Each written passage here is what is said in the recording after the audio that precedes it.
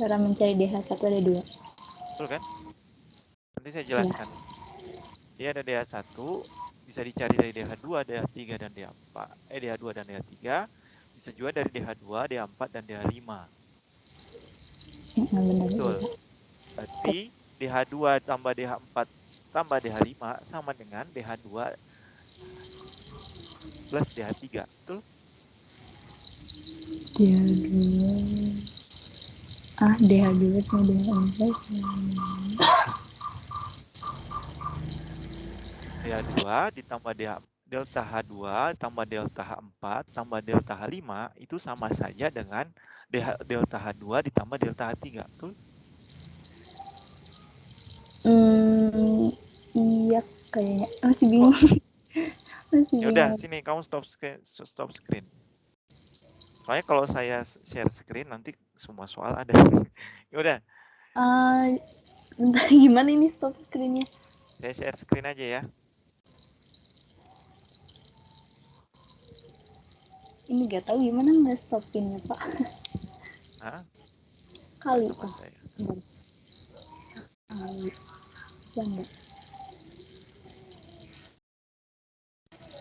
Ini kamu baru sampai termokimia ya? Dosennya siapa? Pak Fainan. Pak Fainan. Udah bahas ini belum?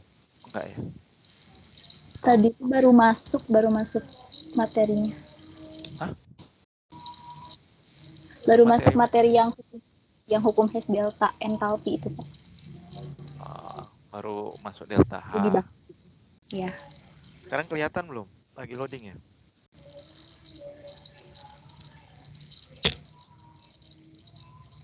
Belum kelihatan. Kita lagi coba stop share screen tapi gak bisa ini, Pak. Nah, sekarang kamu lihat apa? Masih gambar bapaknya aja. Hah? Sama tampilan share screen aja, Pak. Share screen-nya udah kelihatan belum? Enggak, ini gimana nggak tahu. Loh, harusnya udah loh. Saya udah ter-share screen ini. Belum? Coba aja live dulu gitu. Oh, bentar. Tapi belum kelihatan. Coba lagi ya. Nah, sorry. Masih kelihatan share screen di tampilan ini. Nah, ini udah.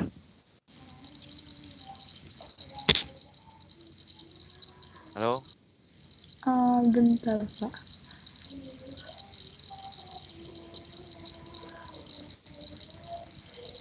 Kita lihat belum? Masih loading dia juga, Pak. MMT memang begini. Biasanya Pak Fainan pakai apa? Zoom? MS Team. Sekarang kamu lihat apa? Masih gambar Bapak, belum ada share screen-nya. Agnia ada di sini. Lihat apa, Agnia?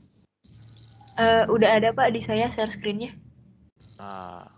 Izin live dulu aja ya, Pak. Nanti gabung lagi. Ya, boleh. Yang bermasalah ini. Ya, di sini juga ada Agnia. Agnia mau nanya apa?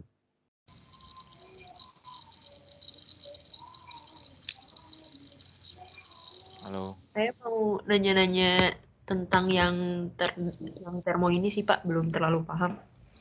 Ya, yang mananya? Yang delta H gitu masih bingung.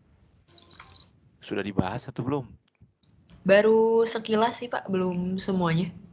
Oke. Nah, ini dia. Delta H itu yang sudah dipelajari yang mana? Di kelas saya baru sekadar yang hukum Hess-nya aja, Pak. Yang kayak gitu doang. Baru Komes? Ya, baru sekilas. Oke, saya mulai dari hukum Hess ya. Kalau delta HF sudah? Delta HF belum, Pak, langsung ke hukum Hess. Belum. Jadi menentukan delta H itu kan ada 4 ya. Sebenarnya. Kamu sudah diajari bagaimana menentukan delta H dari, ini mungkin saya awal-awal saja begini. Ini delta H, biasanya cari dari berapa jumlah Ki ya per satuan mol. Per mol. Halo? Kelihatan nggak, Agnia? Kelihatan Pak, kelihatan. Ya. Jadi bisa ini kan ya, plus minus Ki per mol. Nah, delta H juga itu bisa didapat, kan delta H itu kan apa, berapa jumlah entalpi produk sebenarnya ya, dikurangi entalpi yang ada di reaktan. Jadi kalau ada dalam suatu reaksi, A ditambah B tambah menjadi C dan D, kemudian ada delta H-nya, berapa kilojoule. Nah, itu kan suatu persamaan termokimia kita sebutnya.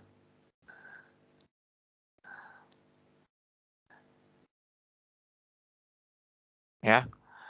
Nah, kan ada suatu reaksi, ada delta H-nya, itu kita sebut persamaan termokimia. Nah, delta H juga ada hubungannya dengan energi dalam. Delta H itu akan sama dengan kalor jika dia pada tekanan konstan. Betul nggak? Iya Pak. Ya. Nah, kalau kita masuk ke persamaan hukum satu termodinamika, perubahan energi dalam adalah Q ditambah W kan? Ya, kalau misalnya delta H, kalau Q-nya sama dengan delta H, berarti kita bisa dapatkan delta H sama dengan perubahan energi dalam sama dengan delta H ditambah W. Betul ya? Iya Pak. Nah, W itu kan kerja ya. Kerja itu dia memberikan perubahan volume. Kalau tekanan konstan pasti ada perubahan volumenya. Ada P kali, kalau dalam suatu molekul gas, ini pasti ada tekanan dari luar dikali delta V. Kalau kita masukkan ke sini, delta E sama dengan delta H min P kali delta V. Betul? Iya Pak. Ya. Betul. Sudah sampai sini belum? Sudah Pak itu. Jadi kalau mau cari delta H sebenarnya kan tinggal delta E plus P kali delta V. Ya. Dan P kali delta V untuk persamaan gas ideal itu kalau kita dapat Vp sama dengan nRT kan ya. Dan volume itu berbanding lurus dengan mol karena gas itu menempati wadahnya. Sesuai dengan jumlah molnya, jumlahnya sama dengan volumenya. Sehingga kita bisa bilang bahwa delta V sama dengan volume sama mol itu adalah fungsi keadaan kan. Jadi kita bisa sebut delta V sama dengan delta nRT. Benar ya? Jadi kita bisa ganti sini. Kemudian penentuan delta H juga itu bisa didapatkan dari selisih antara perubahan entalpi pembentukan standarnya. Entalpi pembentukan standar kita sebut delta HF. Pernah dengar delta HF? Halo? Iya Pak, delta pembentukan, hak Ya, pembentukan. HF pembentukan, tapi keadaan standar. Jadi kalau keadaan standar ada topinya di sini. Nah, keadaan standar itu artinya apa?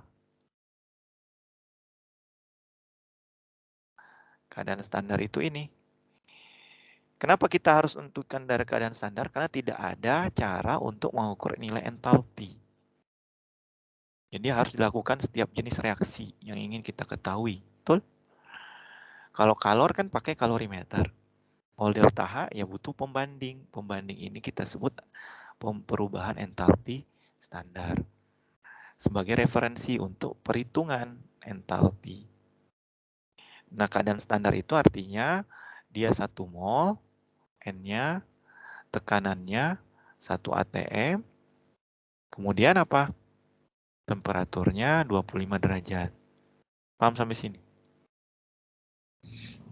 Paham Pak. Nah, delta HF itu berdasarkan dari spesi penyusunnya. Misalnya C ditambah O2 menjadi CO2 kan? Ini delta HF. Kita bisa sebut. Betul nggak? Betul, karena penyusunnya adalah karbon, oksigen, sama menjadi CO2. Sekarang saya tanya, bisa nggak saya bisa bilang C++4+ tambah 2O2- menjadi CO2? Bisa nggak? Harus unsur sederhana ya, Pak? Ya, jadi unsur sederhana. Jadi delta HF delta HF keadaan standar itu harus dari penyusun-penyusun unsur yang sederhana. Kalau bisa dia ini kan sudah salah reaksinya, bukan senyawa ion kan, CO2 mas senyawa molekul. Kalau saya bilang Na plus tambah Cl min menjadi NaCl, ada delta HF saya bilang. Bentukan senyawa ion kan? Bisa. Tapi ini bukan delta HF keadaan standar. Paham? Delta H aja. Dia punya delta H. Bentukan. Jadi dilihatnya berdasarkan dari unsur-unsur yang sederhana. Ya. Contoh misalnya NaHCO3. Dia dibentuk dari Na plus H2 plus C dan O2 kan? Jadi NaHCO3. Paham? Bukan. Kalau misalnya Na plus ditambah HCO3 minus, ini juga bisa, tapi bukan entalpi pembentukan keadaan standar. Tapi ini sebenarnya delta H saja, delta H pembentukan senyawa ionnya kan ya. Halo? Iya, Pak. Ya. Nah, untuk unsur-unsur bebas, itu delta HF-nya 0. Kenapa? Karena sudah ada di alam. Kalau udah ada di alam nih ya, kelihatannya sudah ada di alam. Jadi,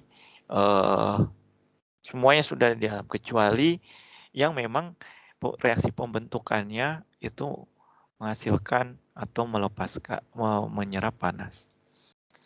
Sebenarnya kalau di buku itu ada semua di sini ya. Delta HF tiap senyawa atau logam tertentu. Kalau logam-logam atau unsur bebas 0. Tapi kalau karbon yang diamond, nah ini dia ada 1,9 ya. Dia punya pembentukannya tertentu. Sekarang saya tanya, kalau gas unsur bebasnya biasanya diatomik kan? Ya, kecuali gas mulia. Jadi dia punya delta HF standarnya juga 0. Nah, bagaimana cara carinya? Cara carinya begini. Jadi dari berapa, ini kan punya delta HF sendiri. Ini punya delta HF sendiri. Betul ya? Ini juga punya delta HF sendiri. Ngebentuk C ini, ngebentuk D ini, dia punya delta HF sendiri-sendiri. Paham? Sehingga bagaimana carinya? Berarti jumlah dari delta HF di produk dikurangi jumlah delta HF di reaktan. Itu baru dapatnya. Tapi itu delta H reaksi pada keadaan standar. Paham ya? Ada yang mau nanya? Kita sudah dapat 3 ya cara cari delta H. Nah, kalau kita dapatkan delta H-nya ini, terus kita mau cari perubahan energi dalamnya, kan delta H tadi sama dengan, berarti energi dalamnya juga harus dalam keadaan standar misalnya. Berarti kalau mau cari di sini, ini harus dalam keadaan standar. Berarti. Kalau keadaan standar tadi apa, Agnia? Tekannya 1 atm kan? Iya. Molnya 1 mol.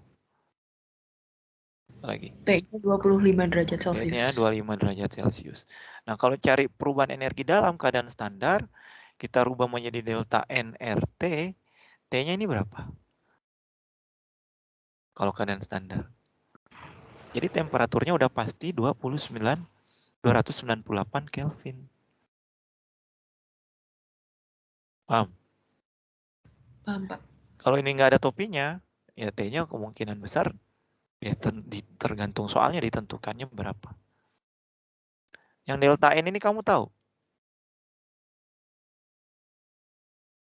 Delta N itu yang dari unsur gas-gas gitu bukan, Pak? Ya, jadi jumlah mol gas di produk Dikurangi. dikurangi yang di reaktan ya.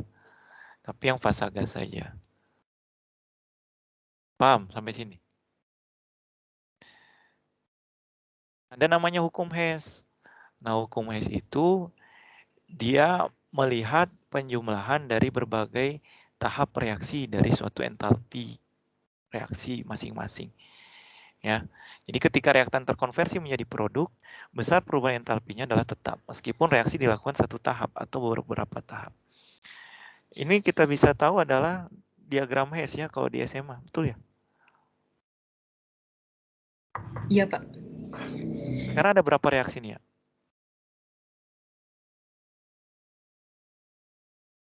Ada 2 dari C tambah O2 menjadi CO tambah setengah O2, kemudian jadi CO2. Ada 2 reaksi. Iya. Yang lain ada berapa reaksi?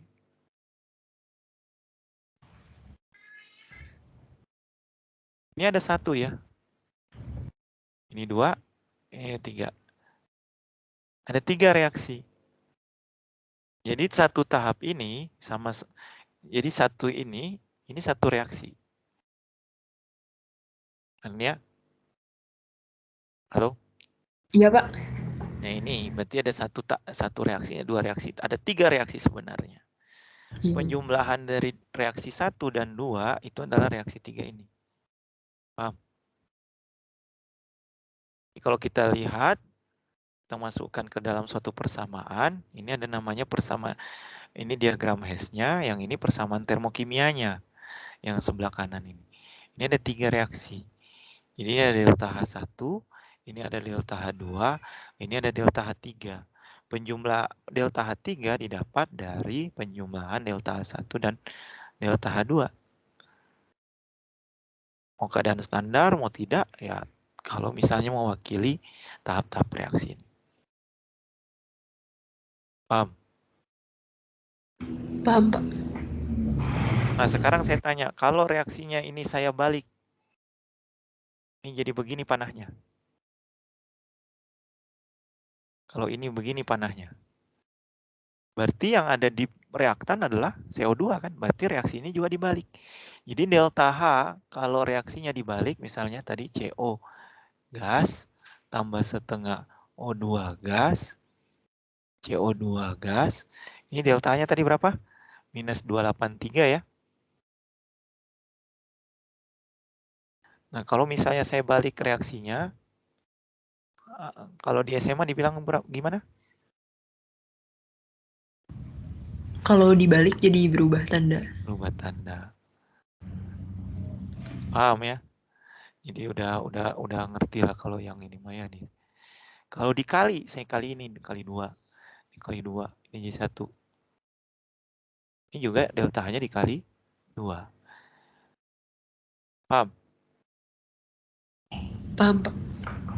Kemudian kalau kita tambahkan di kanan di kiri, ini kan ada CO, ini ada CO. Ini ada O2, ada C. Ini kan bisa saling menghilangkan. Kita sebut sebagai zat antaranya ya. Zat antara itu dihasilkan kemudian dipakai lagi. Ya. Sehingga kalau kita tambahkan di kanan ya 1, ini C, O2-nya 1, ini CO2. Paham ya?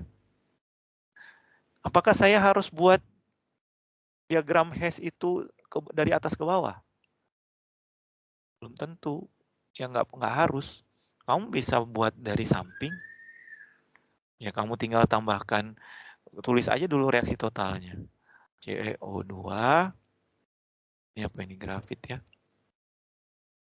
Menjadi CO2. Ini tadi gimana? Ditambah setengah O2 menjadi CO kan? Betul?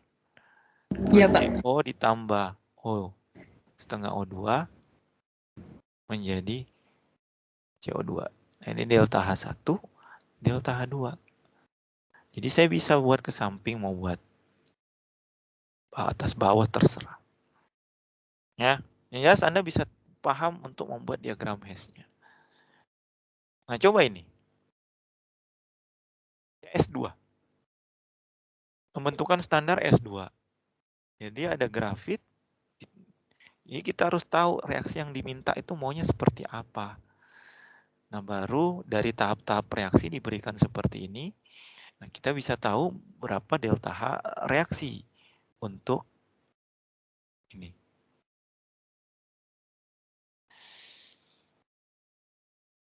Agnia gimana kalau yang pertama, delta H-nya?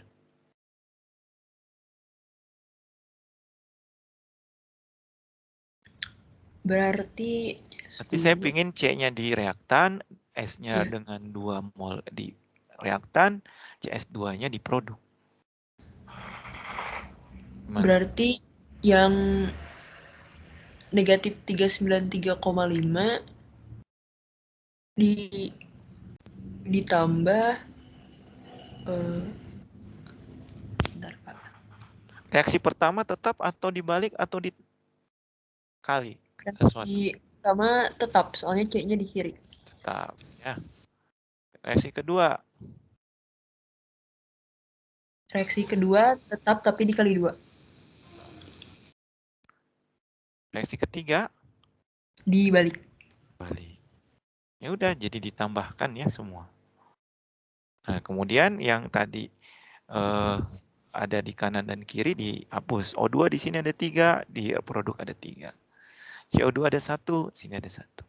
SO2 ada 1, ada 2, kanan ada 2 juga. Sehingga dapat reaksi totalnya. Sampai sini paham? Paham, Pak. Nah, jadi seputar itu yang nanti dibahas untuk perubahan entalpi. Ada yang mau nanya lagi ya terkait perubahan entalpi? Paham sih, Pak, sejauh ini. Tentang ini paham. Ya, terus yang mau nanya, yang tadi mau ditanya mana? Tadi masih bingung dibalik sama itunya gitu, Pak. Tapi sekarang udah? Udah paham. Oke.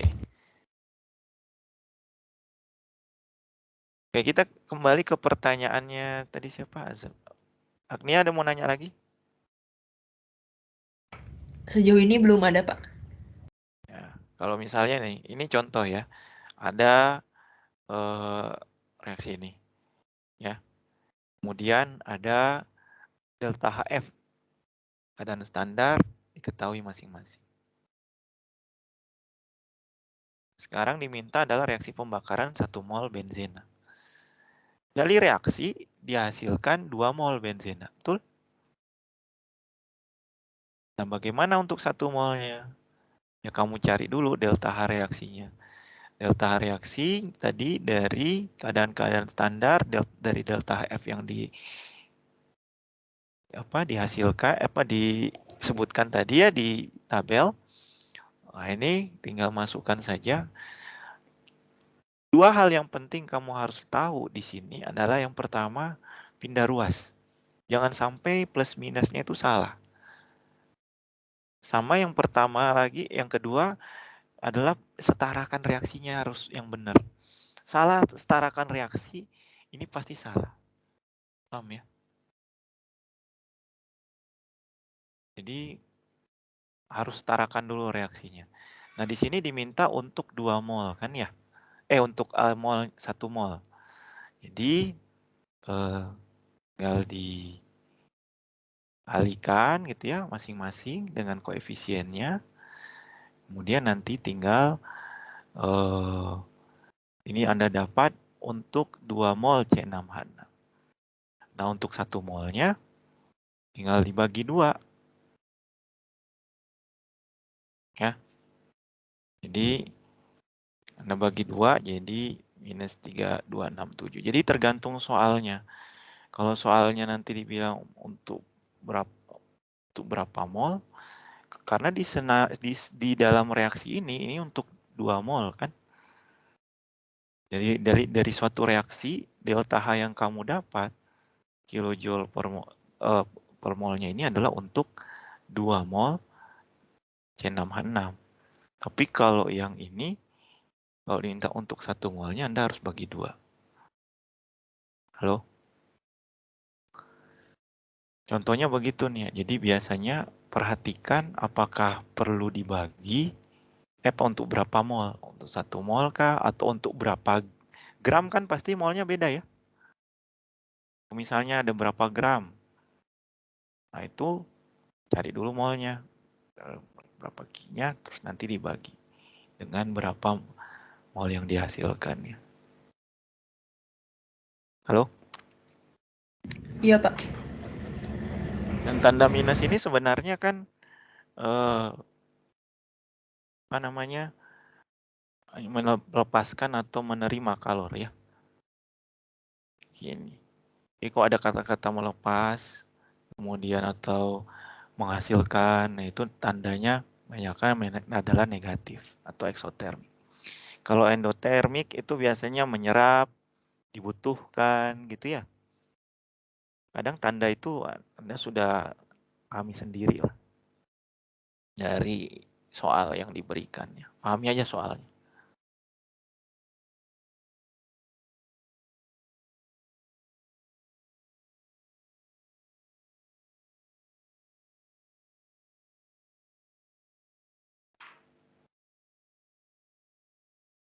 Ada soal lain? Yang tadi ya? Ini kalau ganti-ganti slide-nya susah. Tadi.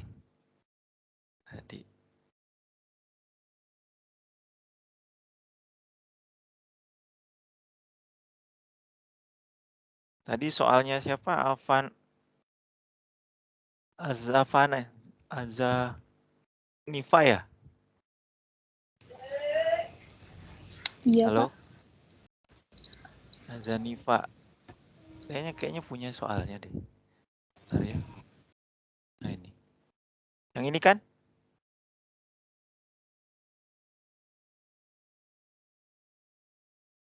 Halo? Iya, Pak. Ya. Ini kan tadi delta H1. Reaksinya di sini kan ada 2 loop ya. Kalau kita bilang ya, ada 2 siklus nih. Siklus ke sini sama siklus sini. Kalau kita lihat delta H1 itu sama dengan delta H2 tambah delta H3 untuk siklus yang di atas. Betul ya? Kemudian yang ke siklus kedua di sini ada delta H1 sama dengan delta H2 plus delta H4 plus delta H5.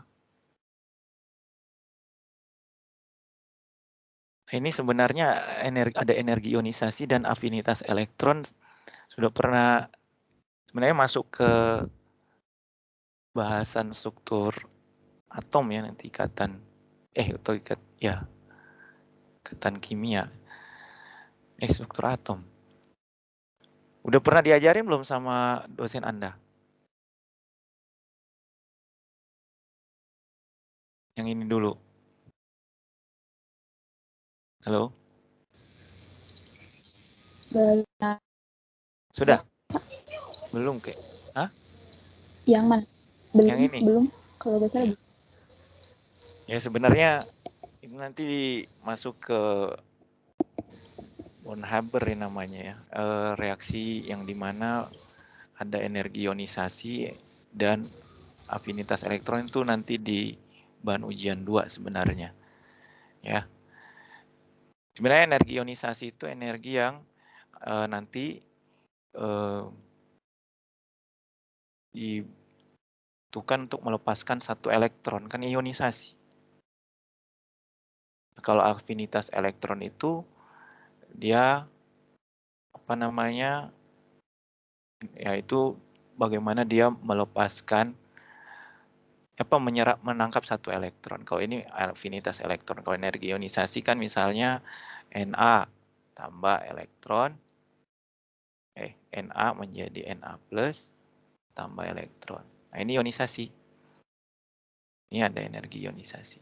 Ya, sama aja juga dia punya satuannya kilojoule per mol. Nah, kalau afinitas elektron itu, tapi dia harus dalam fasa gas ya. Kemudian kalau ini ditambah elektron menjadi F- misalnya ya. Atau Cl lah ya. Jadi atom-atom pada fasa gas. Nah, ini kita sebut afinitas elektron. Tapi ini nanti kamu bahas di setelah ujian 2 ya. Udah masuk ke ikatan ionik, ikatan kimia. Setelah struktur atom kalau nggak salah. Nah, sekarang kita lihat dari delta H ini. Di sini kan dari Na-nya padatan menjadi gas. Kemudian tambah Cl- jadi gas. Cl- gas menjadi Na+ dan Cl- aqueous. Sama-sama loop ini sama yang ini menghasilkan delta H1. Sehingga kalau kita masukkan saja substitusi delta H2 tambah delta H3 sama dengan delta H2 plus delta H4 plus delta H5. Sekarang kita lihat. Delta H3 lebih kecil dari delta H4 dan plus delta H5. Gimana? Azanifa.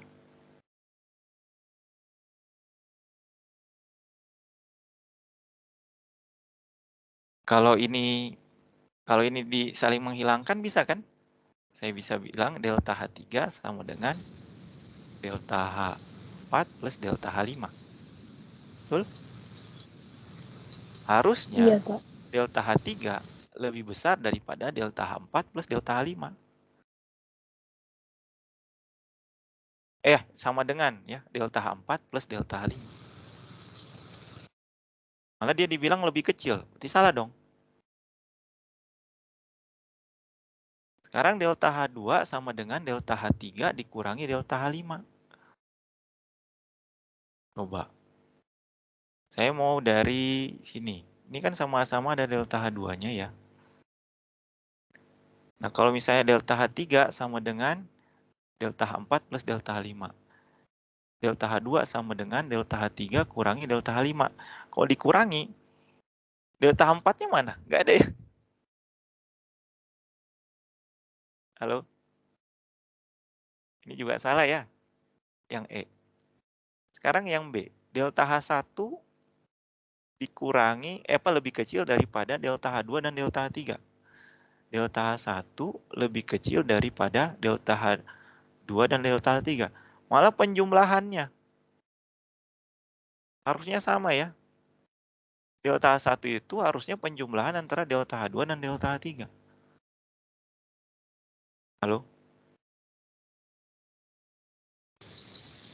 Iya, Pak, benar. Penjumlahannya. Berarti jawabannya kemungkinan besar adalah C. yang C. Ya. Di delta 4 plus delta H5. Nah, kalau yang D ini sebenarnya saat natrium ini menjadi Na plus gas ini sebenarnya delta H sublimasi. Harusnya ada tahap dulu, dia menjadi, ada tahap dulu namanya Na menjadi gas. Nah, baru Na gas ditambah Na plus gas ditambah elektron. Nah, ini baru kita sebut energi ionisasi, Na.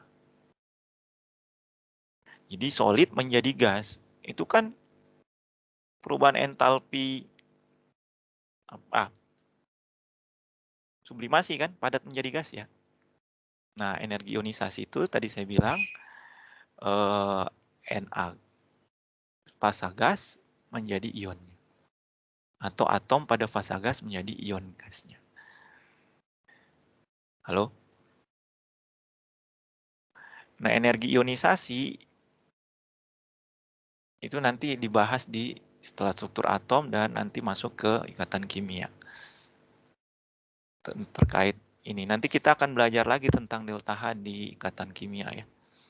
Kemudian kalau afinitas elektron, itu sebenarnya di sini ada tahap di mana Cl2-nya menjadi atom. Kita sebut di sini delta H atomisasi. Jadi dia menjadi atom. Ya. Kalau Cl2 kan berarti ada 2 Cl ya. Nah, Cl gas menjadi Cl minus. Ya, sama kan ini. F gas menjadi F minus. Itulah afinitas elektron. Jadi kalau dibilang delta H2 itu sama dengan energi ionisasi ditambah afinitas elektron, itu salah. Karena dia harus ditambah delta H sublimasi, Na solid menjadi gas, dan delta H atomisasi Cl2. Nah, itu baru komplit. Karena di sini padat menjadi gas dulu, baru dari gas menjadi ion pada fase gas. Ini juga sama. Halo? Paham? Iya, paham. Iya, tapi memang belum diajarkan. Jadi Iya, memang kalau yang D itu udah harusnya ada tahap dia perubahan padat menjadi gas, dan ini dari Cl2 molekul menjadi atom.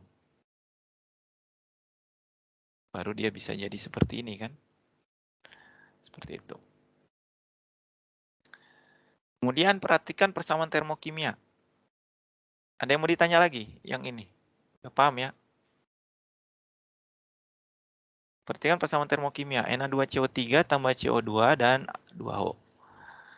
Sama dengan NaHCO3. Dia punya delta H sekian. Pernyataan berikut yang benar adalah yang mana?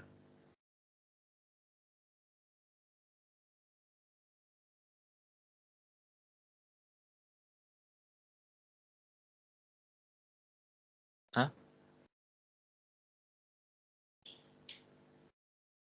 Halo? Kalau B dan E bedanya di mana ya Pak? Soalnya kayak sama-sama benar. B dan E. Iya. Sama-sama melepaskan kalor.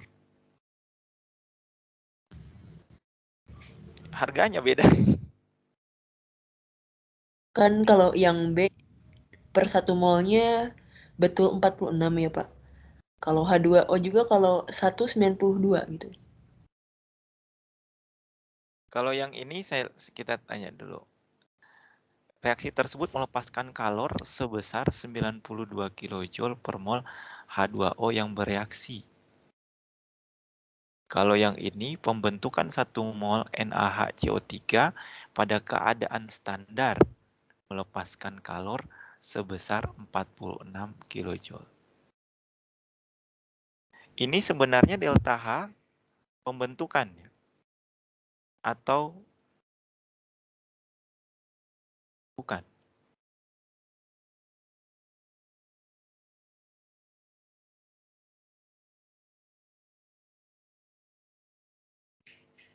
Halo?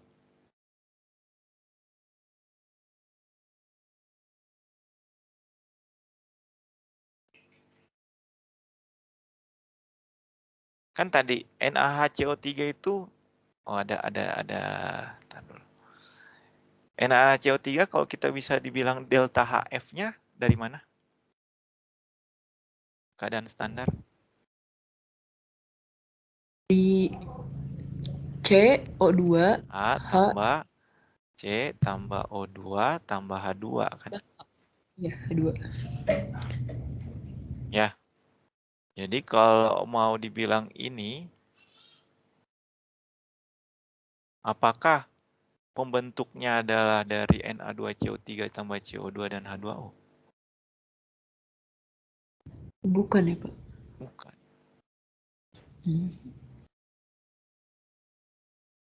Ya. Kalau melepaskan kalor sebesar 92 kJ bukan pembentukan keadaan standar kan? Kalau delta HF keadaan standar, nih, saya kasih dulu. Bukan reaksi ini ya.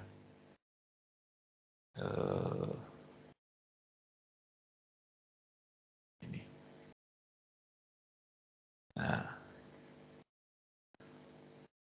Pembentukan standar, keadaan standar, yang mana?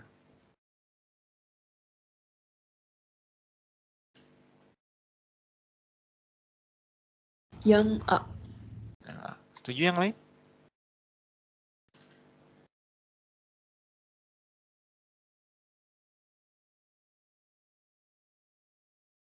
Halo? Setuju ya jawabannya. Ya, karena memang dari spesi-spesi pembentuknya ya. Jadi kalau dibilang pembentukan 1 mol NaCO3 pada keadaan standar, bukan itu. Ini jawabannya tadi yang mana jadinya? Yang E berarti, Pak. Yang lain? Paham nggak? Ya.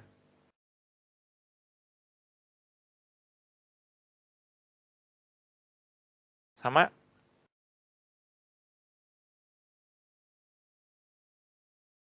Halo? Jadi kalau dibilang dalam untuk reaksi ini, untuk 2 molnya, untuk 1 molnya, untuk 1 molnya, untuk 1 molnya. Na2CO3. Ya?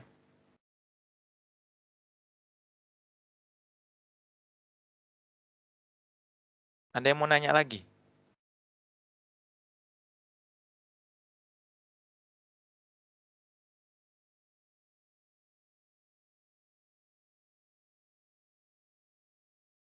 Sini ada anggota baru.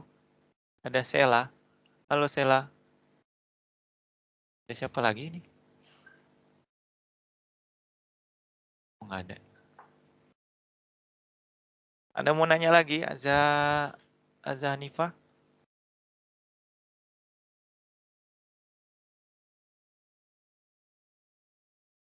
Mau soal dari saya? Oh iya Pak, izin bertanya.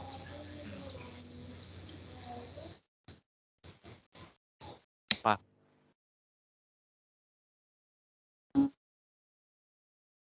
Putus-putus.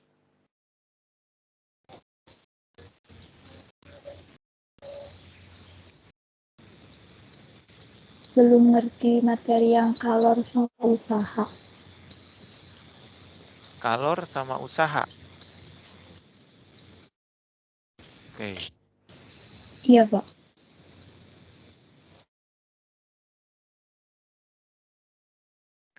Ini masih termokimia ya, nggak ada yang mau ngomongin yang lain, stokiometri. Tapi nggak apa-apa, kita lanjut terus. Ya ini kan klinik ya, jadi kalau ada yang tidak paham, ada yang mau nanya soal, silahkan diajukan. Oke, kalor dan usaha.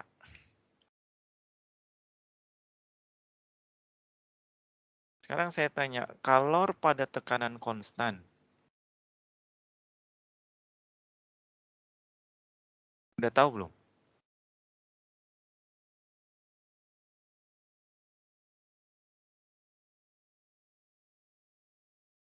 Halo?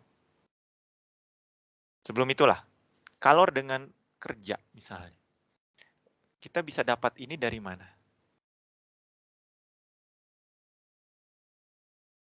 Dari energi yang dihasilkan. Betul ya? Kita sebut namanya perubahan energi dalam. Perubahan energi dalam itu berdasarkan dari energi awal, akhir dikurangi energi awalnya. Misalnya ini ada S1, ada E2.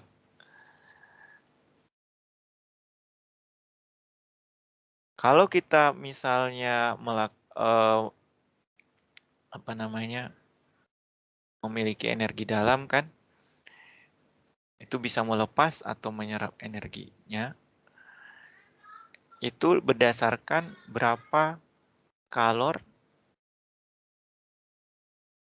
dan kerja yang dihasilkan. Sampai sini ngerti nggak? Q dan W itu kalau dari hukum termodinamika kita bisa dapat untuk menentukan delta E-nya. Yang bagian mana yang nggak ngerti?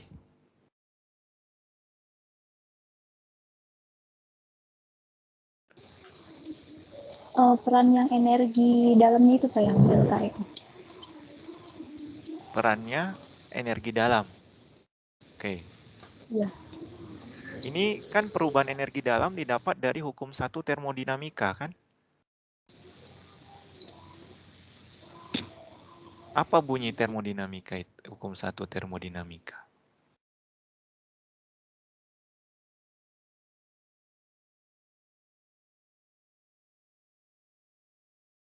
Energi tidak bisa diciptakan dan tidak bisa dimusnahkan, tapi bisa dikonversi menjadi energi lainnya.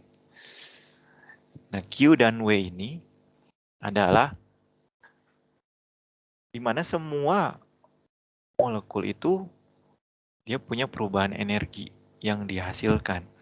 Perubahan energi ini didapat dari berapa kalori yang dilepaskan atau diserap dan kerja yang diterima atau dilakukan.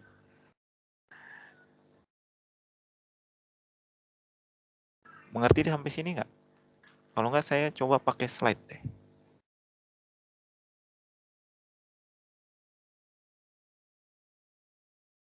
Halo? Iya Pak. Iya, Pak. Bentar. Lebih enak. Sinyal baru. Bentar ya. Saya out dulu.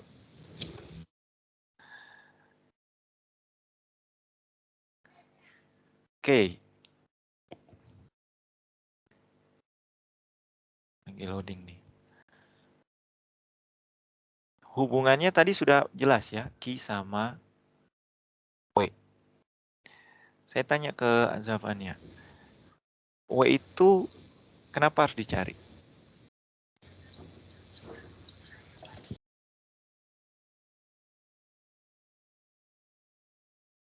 Halo? Bentar. Saya mau pakai slide yang pakai gambar ya.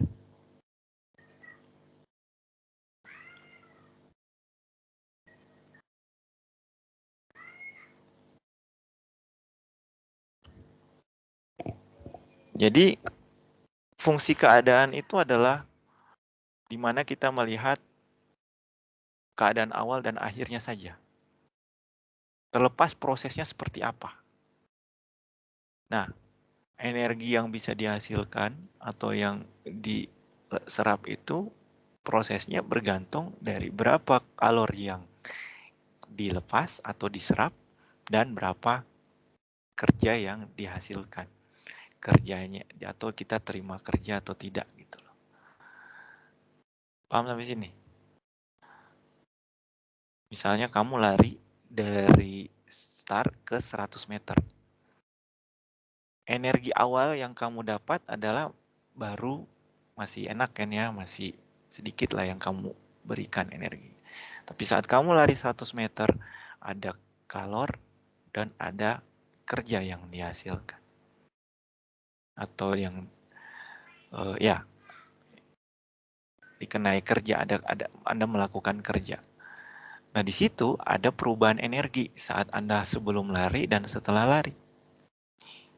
Di situ ada kalor, berapa harganya, dan kerja yang dihasilkan. Sampai sini ngerti nggak? Belum ngerti juga?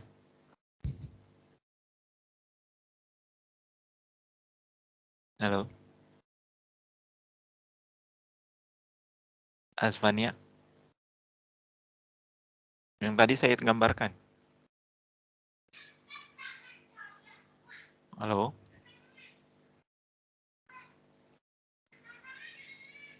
Bentar ya, ini. Coba.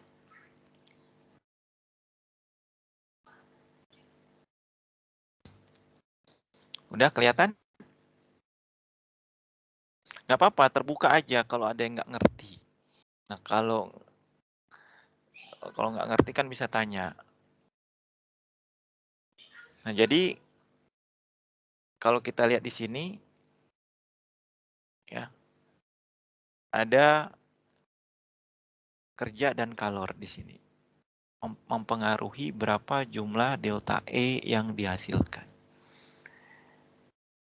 Ini dosennya memberikan slide ini nggak?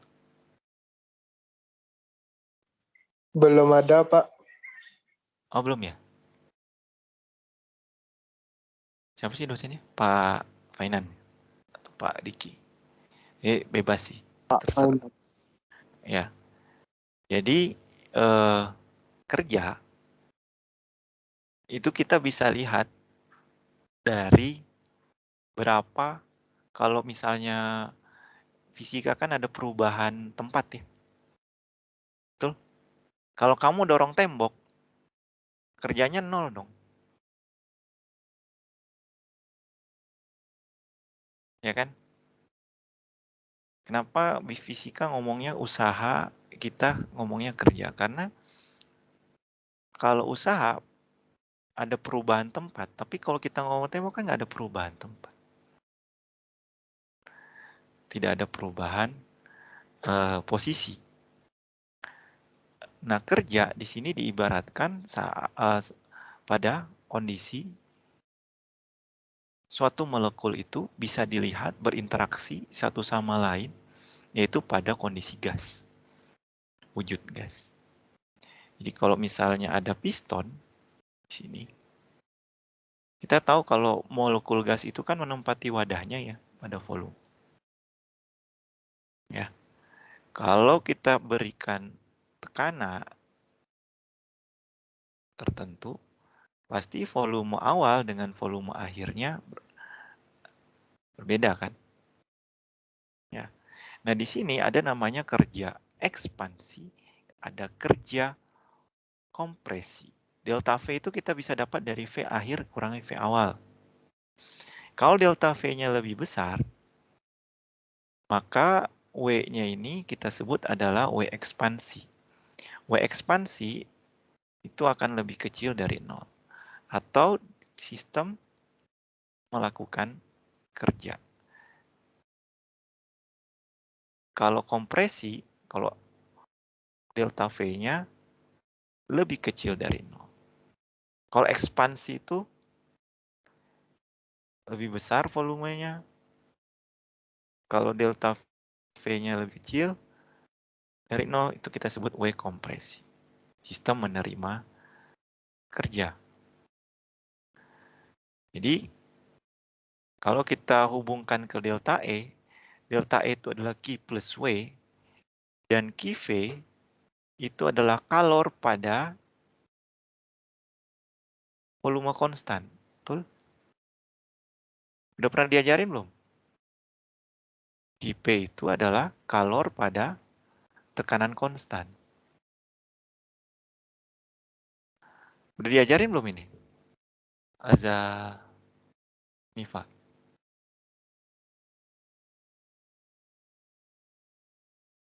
Halo?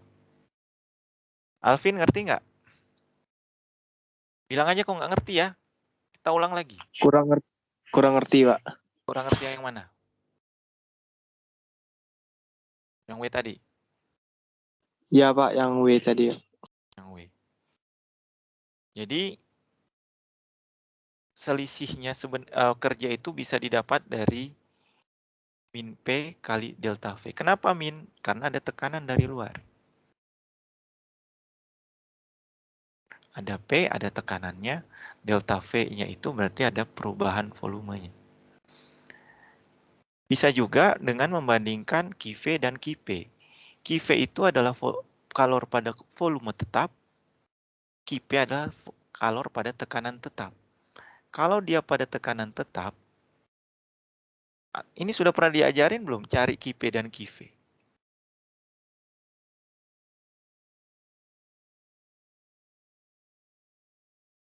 Itu dengan menggunakan kalorimeter ya.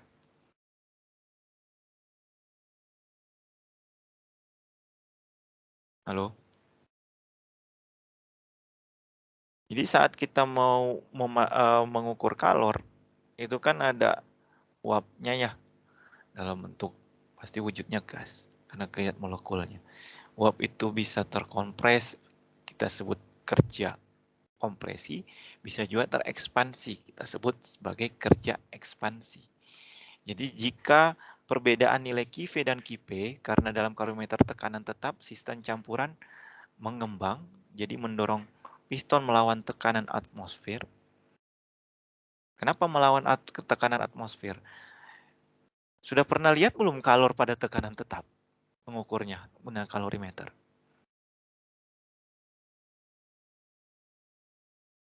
Udah pernah dijelaskan belum? Halo?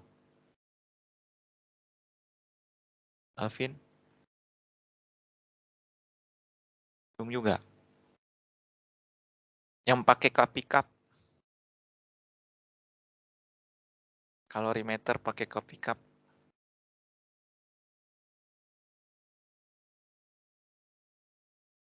Halo? Belum juga. Sudah dijelaskan atau belum?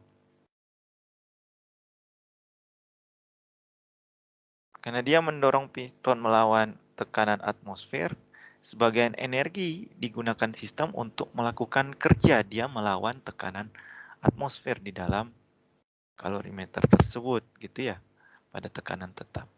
Kerja yang dilakukan sistem bernilai negatif, sehingga energinya turun, menurunkan energi sistem. Nah, di sini, halo, saya tanya, jelas nggak sih? Halo? Halo Pak, Ya. Paham nggak? saya paham Pak. Mana yang nggak paham? Kalau saya paham sih Pak. Jadi ini ada P kali delta V. Pernah diajarin nggak yang apa namanya, kalorimeter tekanan tetap dan volume tetap? Pernah Pak? Pernah ya? Iya. Sudah tahu kan kalau kalor pada tekanan tetap bagaimana? Iya Itu Pak. sama dengan delta H ya. Iya. Kalau kalor pada volume tetap itu tidak sama dengan delta H-nya. Iya. Nah, kalau kita misalnya masuk ke kerja ini, kerja kan min P kali delta V. Minus itu ada tekanan dari luar. Tekanan ya biasanya bukan fungsi keadaan ya. Karena dia tidak melihat apa, dia pasti ada continue gitu ya, tekanannya berapa. Jadi ada tekanan eksternal, dia melawan kerja piston. Jadi diibaratkan seperti dia melawan tekanan atmosfer saat ditutup, kemudian ada uapnya. Uapnya itu melawan tekanan atmosfer kan, kemudian diukur suhunya. Nah, di situ sistem melakukan kerja ekspansi. P adalah tekanan eksternal yang melawan kerja piston, sehingga kalau melakukan kerja, W-nya nih, W ekspansinya negatif, W kompresinya positif kalau dia menerima kerja. Nah, sekarang kita masuk dari pengertian tadi, QP sama QV. Kita tahu bahwa delta E sama dengan Q plus W. Betul?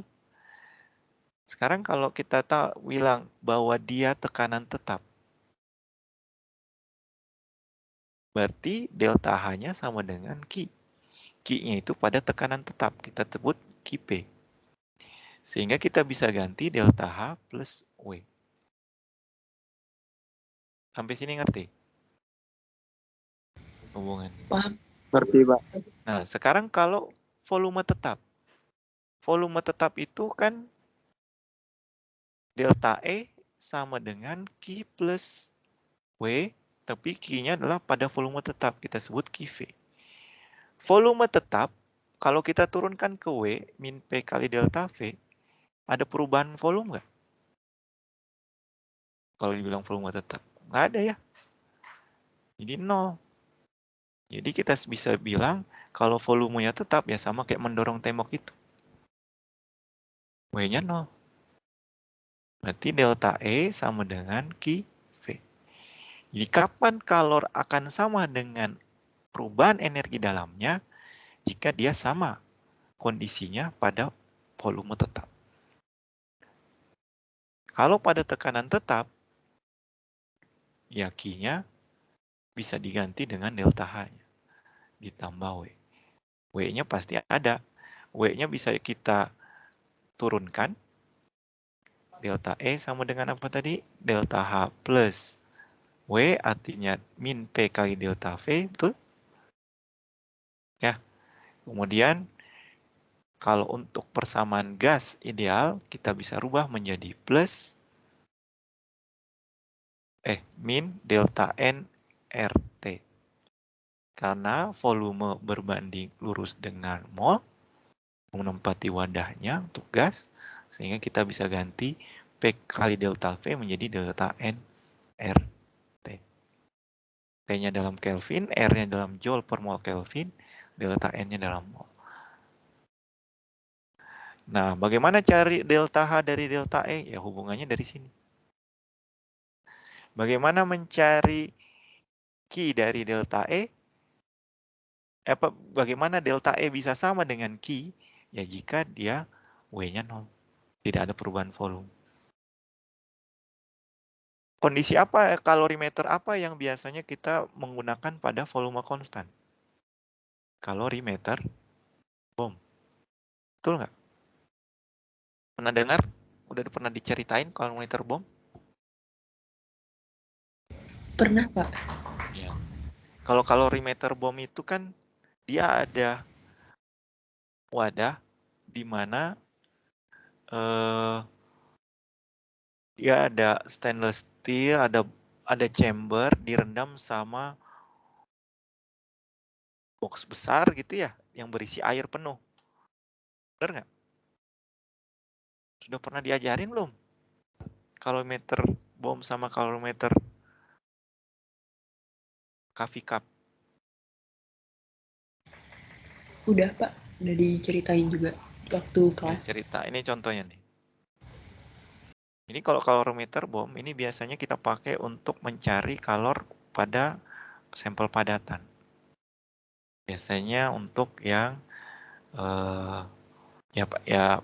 batu bara biasanya itu pakai kalorimeter bom.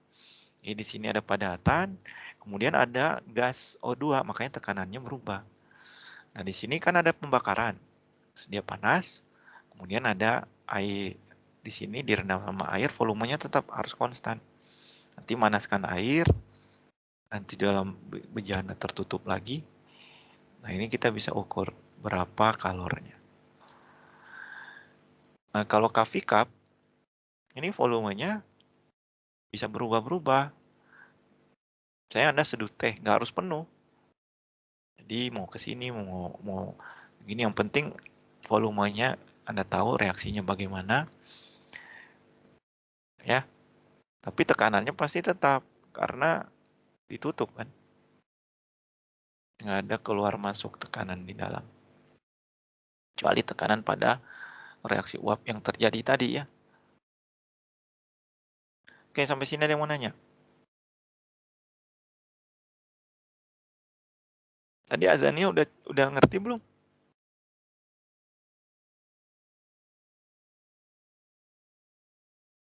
Azanifa?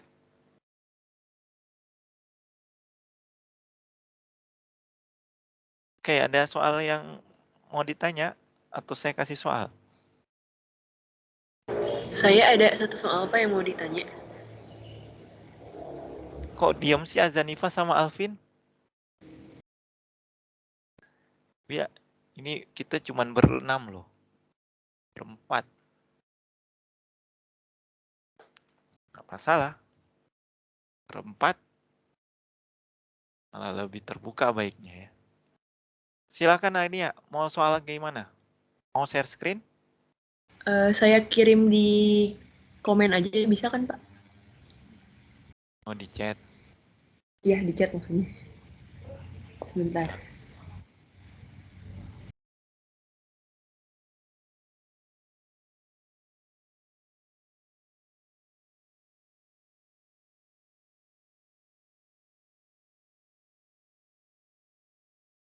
Juga ada soal nih, soal bagus nih. Sebenarnya kalau termokimia itu pasti hubungannya Anda harus pahami adalah terkait sistem dan lingkungan, kemudian reaksi eksotermik, endotermik, bagaimana menentukan kalor, perubahan energi dalam, dan perubahan entalpi. Ya.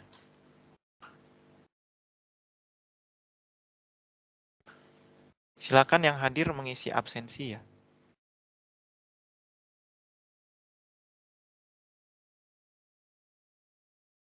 Nggak kelihatan.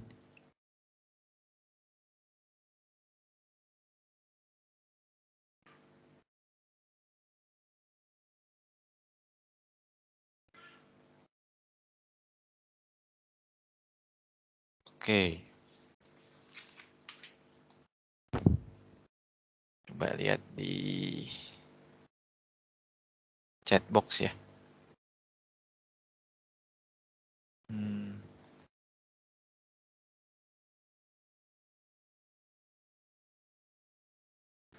Gas CO2 dihembuskan pada nafas astronot. Itu ya? Yang itu? Iya Pak, betul.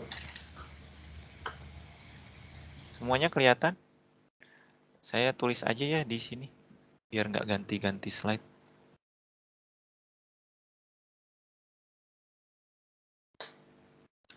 Gas CO2 dihembuskan pada nafas astronot dihilangkan dari pesawat luar angkasa. Reaksinya adalah 2Li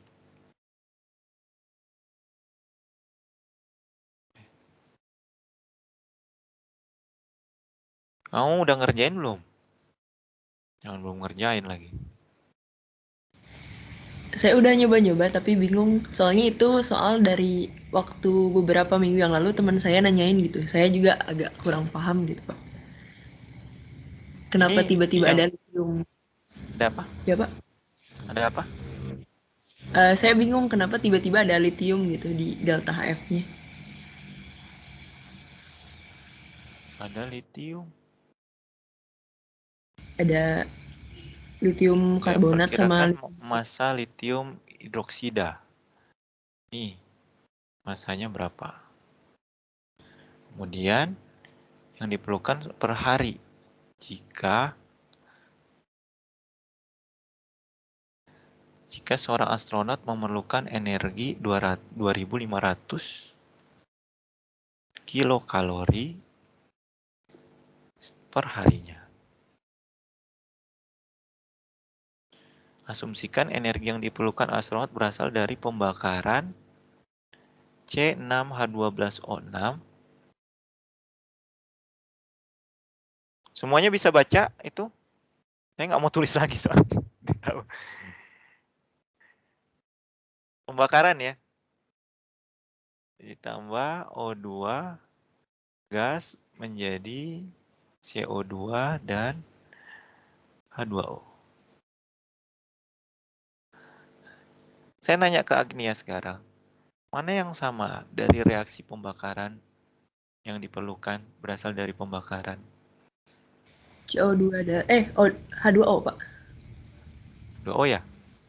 Iya H2O. Tapi kalau dia di sini, energi yang diperlukan astronot berasal dari pembakaran. Jadi energinya berasal dari sini.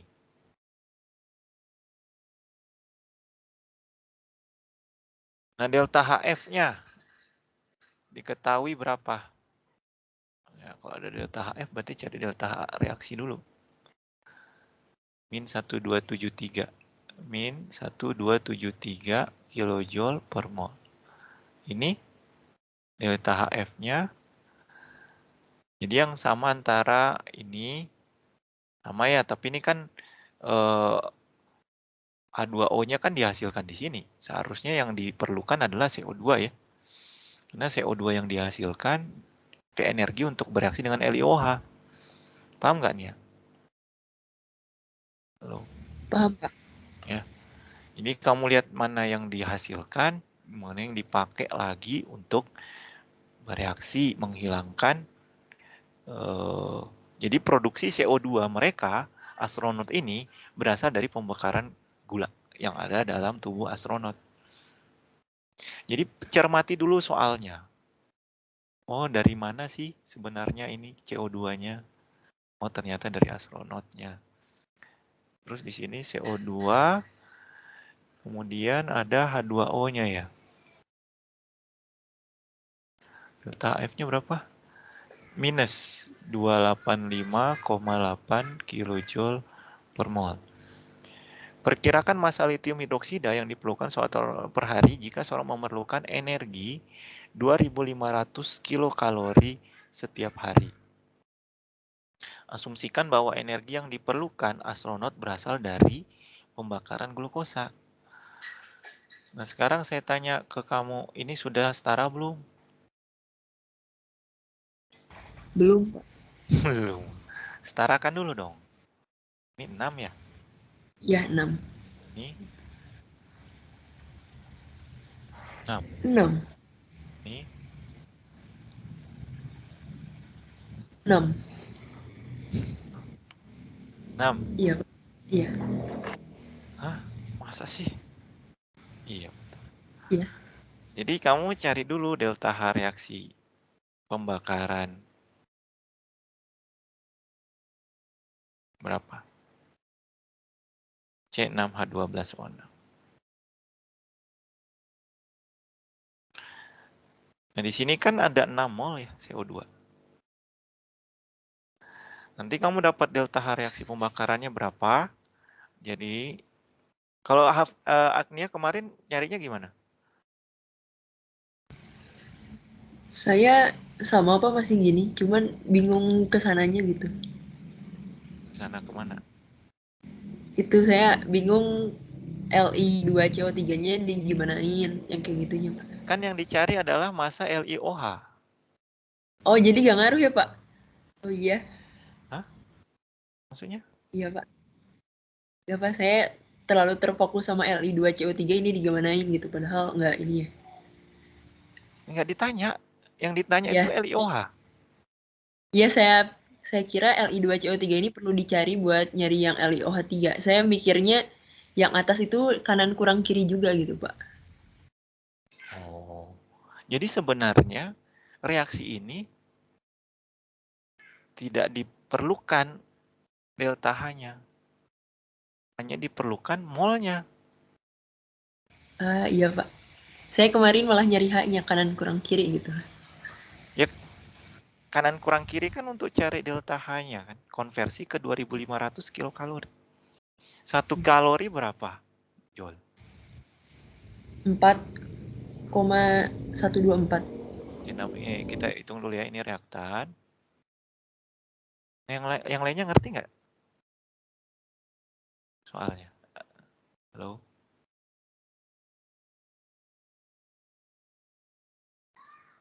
Ada di chat. Ada di chat soalnya. Alvin ngerti nggak? Alvin ngerti nggak? Siapa? Ada namanya, lupa saya. Sampai di sini ngerti, Pak. Ngerti ya? Ada 2O. Delta H reaksi. Di sini. Kenapa pada nanya-nanya ini sih? Nggak nanya yang stokiometri? Suka-suka saya. Oke. C6H12O6. Yuk kita hitung sama-sama. 6 dikali, atau ada yang sudah dapat? Oh, ini minus ya, sorry. Minus 393,5.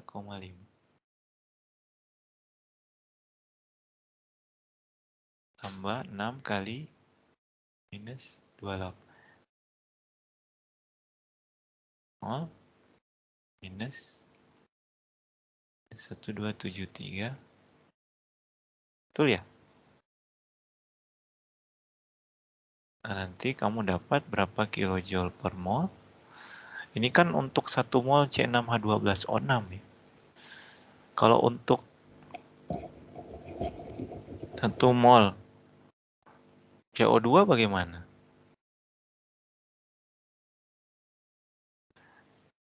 Halo? Ini kan 2.500 kilo kalori. Ini kan diisi delta H. Delta-nya sudah ada. Q-nya itu kilokalori per hari. Berapa? 2.500.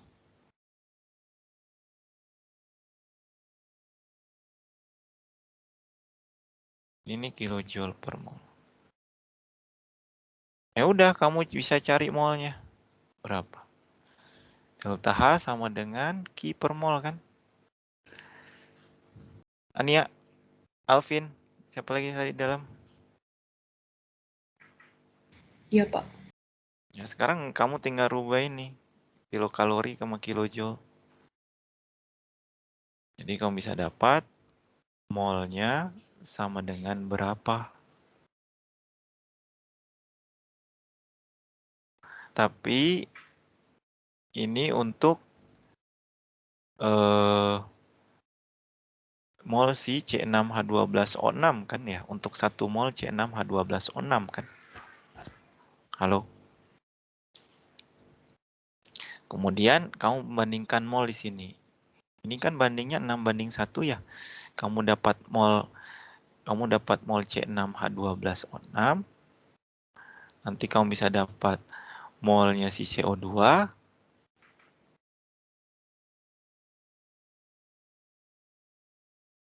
Ya udah, molnya di sini akan sama dengan mol yang ini kan? Kan dipakai. Nanti jadi mol CO2 di sini akan sama dengan mol di sini. Betul ya, Agni ya? Halo? Iya, Pak. Nah, kemudian Betul. tinggal kali molnya ini. 2/1 kali mol CO2 yang ada di sini. Nah, habis itu ya kali masanya. Udah langsung aja ya. Massa LiOH sama dengan berapa mol CO2 dikali 2 mol LiOH dibagi 1 mol CO2 kali massa molar LiOH berapa?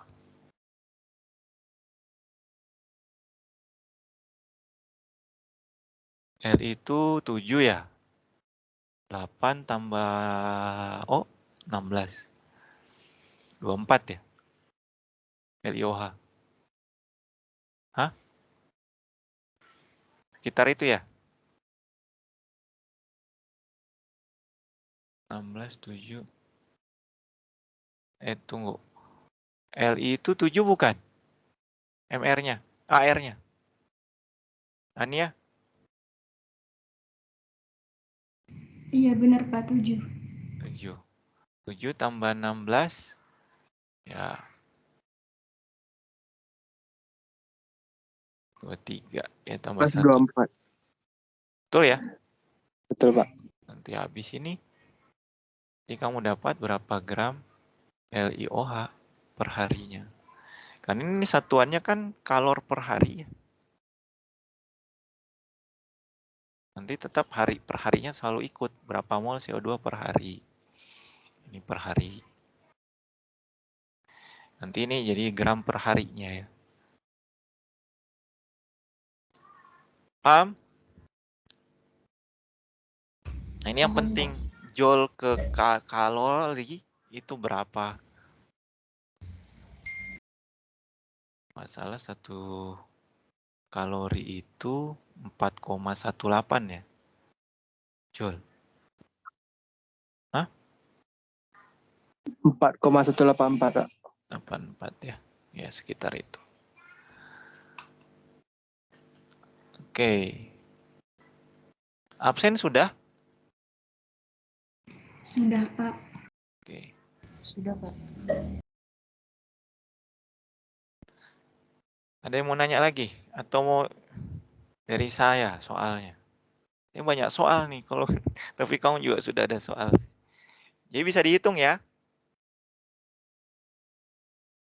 Pak mau Iya. nanya, kalau di buku ada yang 1 kalori itu 4,2, boleh Pak? Biasanya kalau di soal tuh diketahui dulu. Di soal ya harusnya diketahui. Kalau misalnya ada 4,18, ada 4,2, itu sama juga dengan kalor jenis air kan? Pak, saya mau pakai 4,18, Pak, saya mau jadi 4,2. Itu akan berpengaruh terhadap pembulatan. Angka penting. Ya. Jadi sebaiknya soal itu sudah ada kalor jenisnya, nilainya. Jadi nggak beda. Kalaupun nanti ada yang pakai 4,2 ataupun 4,18, 2 angka di belakang komanya kan pasti ngaruh. Ya. Dan kemarin waktu kuis ada galat-galatnya nggak?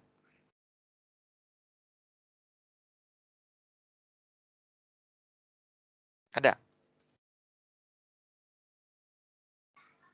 Halo?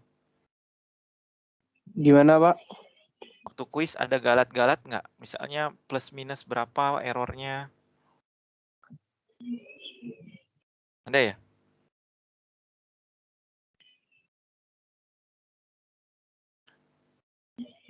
Belum ada ya?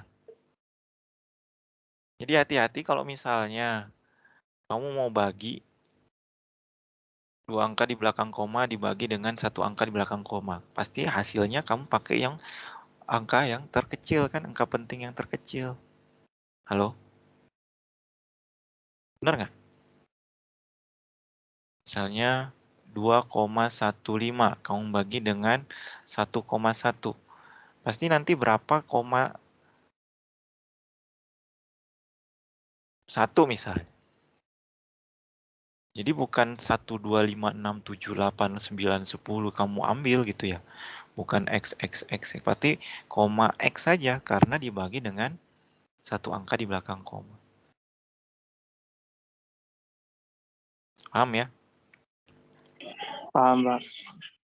Jadi bagi dengan yang terkecil tambah kurang, kalau tambah kurang sesuai dengan komanya saja. Komanya berapa? Koma paling banyak. Oke, mau soal ini atau soal stokiometri?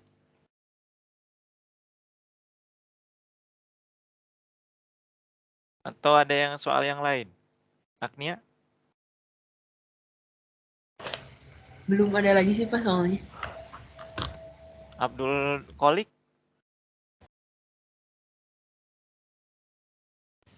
M. Alvin? Belum ada lagi. Oke. Saya kasih 2 soal ya. Soal ini, kita coba ke stokiometri. Ini mau dibahas nggak? Boleh, Pak. Boleh. Tapi ini, kalau kita lihat sebuah gas C4H10 dibakar mempelajari efisiensi gas.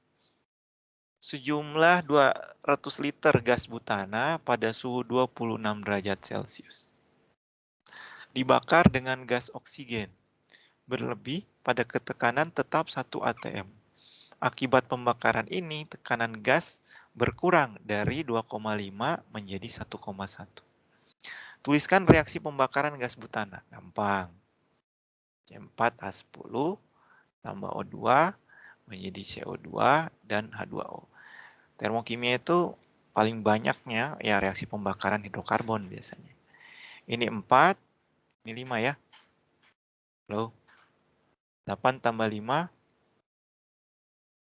13. 13 per 2. Betul ya? Hitung delta H C, combustion, pembakaran gas butana. Jika diketahui delta HF-nya sekian, delta HF CO2-nya sekian, H2O sekian. Jadi kamu bisa cari delta H reaksinya kan? Berarti 4 dikali delta HF CO2 ya, ditambah 5 kali delta HF-nya H2O dikurangi delta HF C4H10. Yang O2 atau unsur bebas, lupain saja kan ya, karena pasti 0. Nggak usah dimasukin. Ya. Sampai sini ngerti nggak? Ngerti, Pak. Coba hitung. Kalian itu harus coba menghitung. Tadi kan kita sudah belajar analisisnya, konsepnya, Nah, sekarang coba menghitung, bisa nggak Anda 3 menit lah mengerjakan? Karena soal ujian atau UTS, soal UTS kemarin berapa soal? Kuis. Kemarin berapa soal? Udah sore. 10, tapi ada beberapa yang ada anak-anaknya gitu, Pak. Iya. 20 lah ya. Yang lebih. Ya, kalau misalnya 20 soal, satu soalnya 3 menit kan? Kalau 60 menit totalnya. Nah, ujian nanti itu 2 jam. Berarti kalau misalnya 20 soal, kuis kemarin, ya berarti 40 soal ujian 1. Dan kemarin tuh tipenya nggak PG aja kan? Atau nggak ada PG? Ada, Pak, ada PG dan isian singkat. Ya, kebanyakan kalau nggak PG isian singkat gitu ya. Atau bahkan isian singkat semua lebih baik. Kenapa? Jadi kamu nggak hitung kancing gitu ya. Karena kalau PG kan ya ada berapa persen lah bisa benar gitu ya. Kalau udah nebak salah ngitung lagi. Udah salah ngitung, nebak lagi. Karena waktu Anda hanya 3 menit. 4 menit lah kalau misalnya harus lebih. Ya, berapa ini? Jadi 4 dikali minus 126. Kemudian tambah 5 dikali 4 dikali 393,5 ya. Ini nggak cukup di sini. Soalnya kalau saya next jawabannya. Tapi ini ya caranya kamu nanti hitung. Nah, sekarang energi dari pembakaran butana tadi kan delta H-nya dari pembakaran karbohidrat. Jadi itu tipe-tipe soal termokimia begitu. Jadi kamu punya delta H atau punya dari reaksi-reaksi pembakaran, itu delta H-nya atau energinya dipakai untuk apa? Nah, contohnya ini, manaskan air. Bakar kompor misalnya. Atau dipakai untuk reaksi dengan LiOH misalnya tadi ya. Banyak sekali. Yang jelas kamu bisa tahu berapa mol yang dihasilkan, berapa delta H-nya, berapa Q-nya. Itu aja. Nah, terus nanti ke energi dalam. Perubahan energi dalam. Nah, di sini kamu dapat berapa masanya. Di sini ada temperaturnya kan, perubahan temperaturnya. Tentukan persen kalor reaksi pada B yang digunakan untuk memanaskan air tersebut. Sekarang saya tanya, berapa Q yang dihasilkan di sini? C kali delta T kan? 132,5 kg, berapa gram?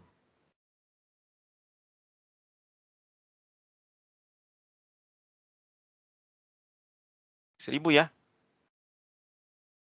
Iya, Pak, 132.500. 4,18 ya. Kemudian 62,2 kurang 26 berapa? Itu delta T-nya kan? Saya nggak ada kalkulator. Soalnya baterainya mati.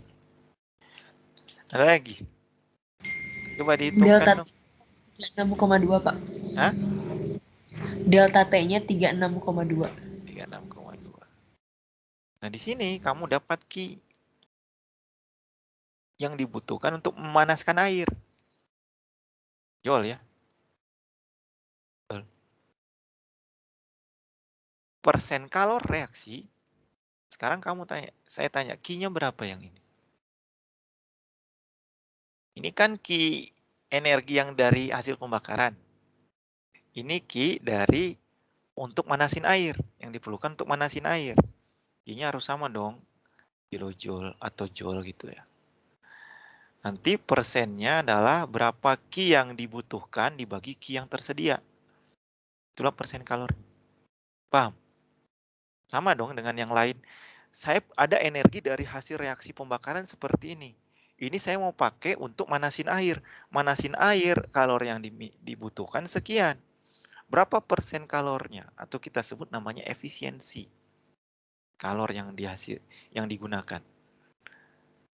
Ya tinggal Q yang dibutuhkan dibagi dengan Q yang ada. Kali 100%. Kamu dapat yang C. Paham sampai sini? Ayo kita lihat sama jawabannya yuk. Ya, delta HC-nya sekian. Jadi C4H10, 13/2O2 menjadi 4CO2 dan 5H2O. Delta H-nya sekian. Kasih tahu kan? Mana delta H-nya?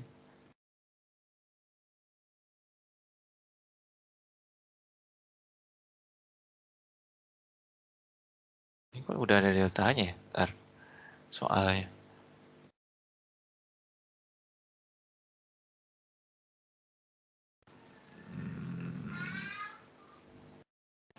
Ini kayaknya nggak ada nih ya. Kemudian ini tadi ya, kamu dapat delta H untuk 1 mol butana dan pembakaran sempurna. Nah, setelah perubahan tekanan, delta H-nya di sini ada PV sama dengan delta nRT. Kita harus lihat juga di sini. Di sini ada sejumlah 200 liter gas butana, 26 derajat Celcius dibakar dengan gas oksigen, berlebih pada tekanan tetap. Sehingga tabungnya berkurang. Jadi di sini ada tabung gas. Ya. Jadi ada V-nya sekian, T-nya sekian, P-nya segini. Kemudian temperaturnya 26 derajat Celcius. Jadi ada perubahan tekanan. Ya.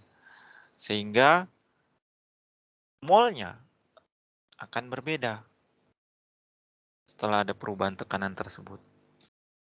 Ini kan untuk 1 mol. Ternyata saat pembakaran, kalau kita lihat di sini, sejumlah gas butananya tertentu. Sehingga kita harus tahu mol butana yang dibutuhkan untuk pembakaran itu kan bukan 1 mol dong.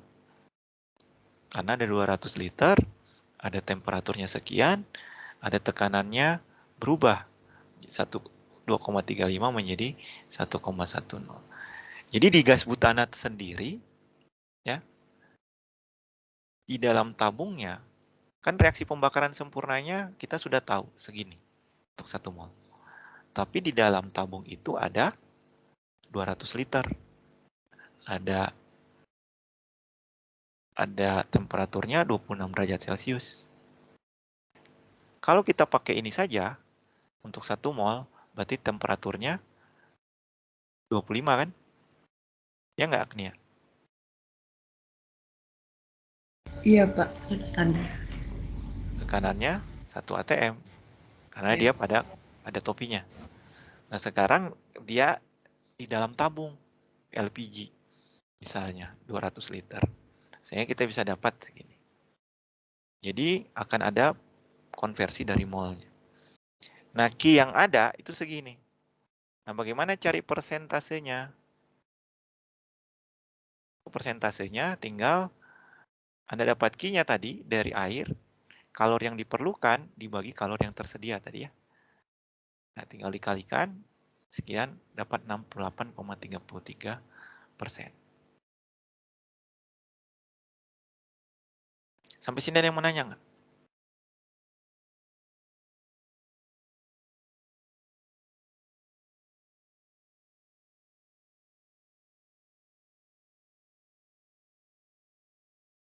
Nggak ada? Nggak Ya, ada, nih. Pak. Paham ya? Paham nggak? Paham, Pak.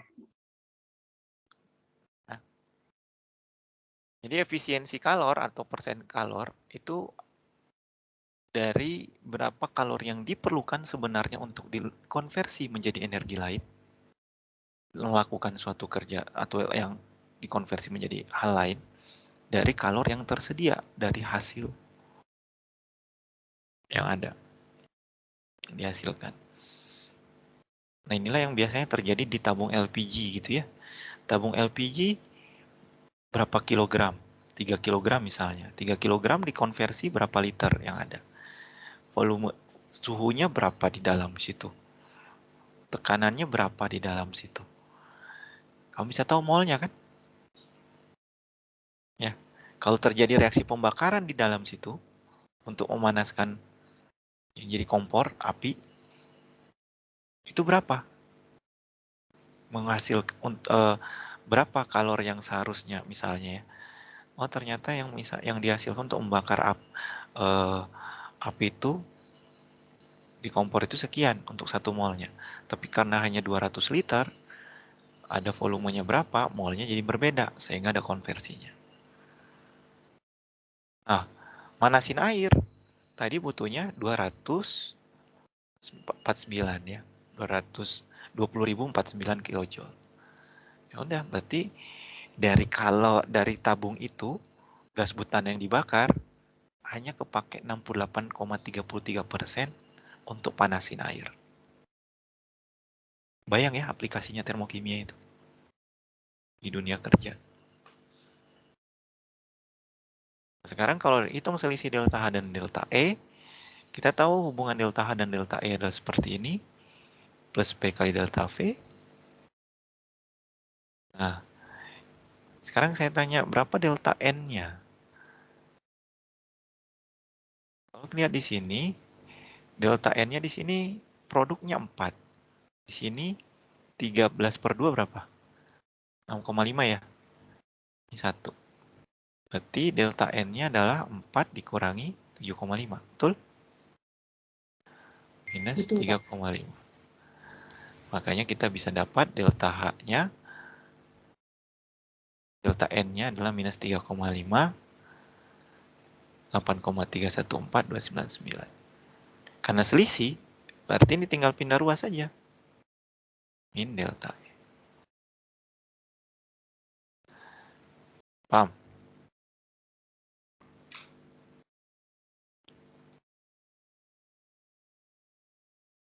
Halo? Paham, Pak, paham. Oke.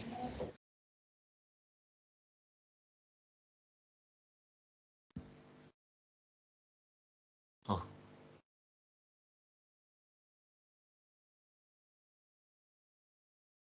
Kita belum boleh 5 menit ya. Nggak ada stoikiometri ini. Kalian mau ujian hari Sabtu kok nanya termokimia terus sih.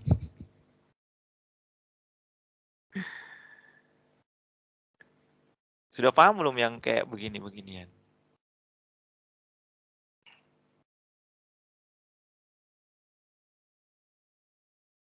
Ini saya kasih contoh soal saja ya.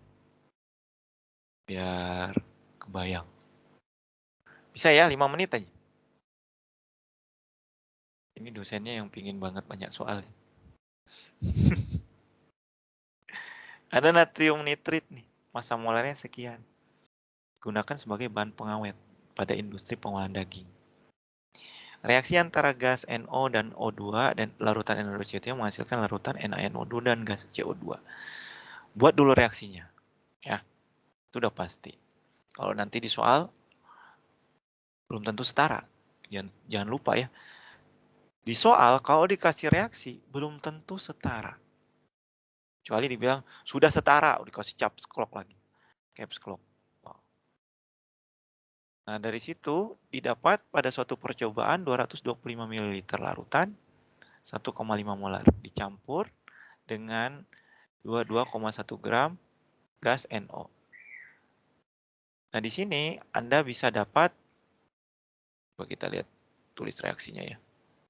NO, O2 tambah Na2CO3 menghasilkan. Ini sudah pernah ngerjain belum?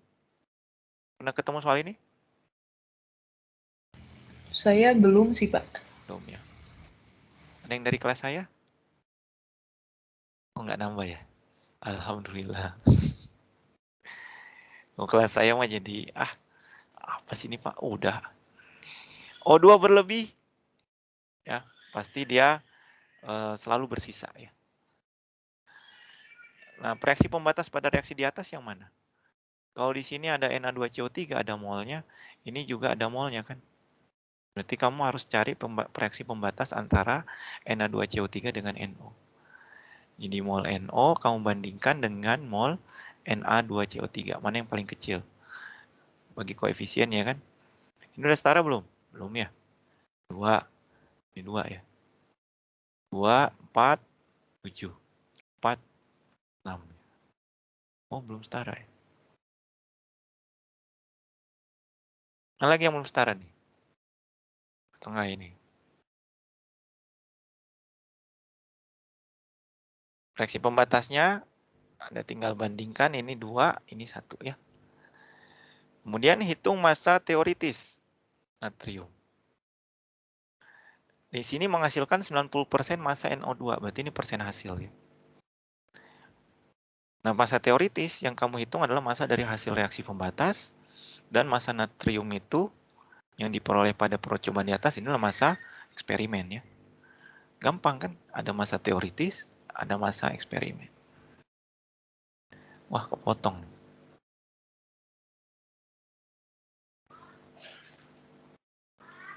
Jadi di sini yang bersisa adalah NO. Sama O2 ya. Sehingga reaksi pembatasnya ada Na2CO3. Massa di Na2CO3 atau mol di NaCO3 dipakai untuk mencari massa teoritis. Kamu dapat massa teoritisnya, kemudian kali persen hasilnya, kamu dapat massa percobaan. Mudah ya? Sebenarnya saya banyak soal, jadi Anda bisa buka YouTube saya, promosi ini. Nama YouTube-nya apa, Pak? Muhammad Yudhistira Aziz. Ya. Tapi itu ada beberapa soal lah ya yang ada terkait mol dan stoikiometri, termokimia, reaksi dalam pelarut air. Ya, situ ada beberapa soal. Ya lumayan lah untuk bisa mengerti nambah-nambah dan bisa dicek di rumah. Dipelajari di rumah. Oke.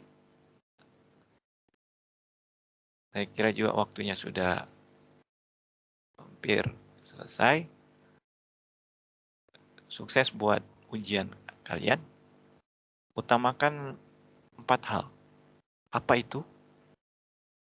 Yang pertama adalah baca soalnya dengan seksama. Info apa yang ada. Yang kedua, apa pertanyaannya yang kalian ngerti. Pahami pertanyaan soal. Dan bisa saja info-info di soal itu saling melengkapi. Ada juga yang mengecoh. Atau cuma disebutkan saja gitu. Ketiga, siapkan amunisi. Amunisi Anda apa? Kalkulator, tabel periodik, betul nggak?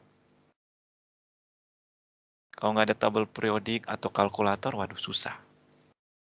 Ya. Dan latihan 3 menit bisa berapa soal? 1 soal lah. Bisa nggak? Dari soal-soal yang saya berikan. Sebenarnya Anda itu harus paham variasi soal. Jadi bukan menghafal soal, tapi paham bagaimana menjawab soal dengan benar, baik, dan cepat.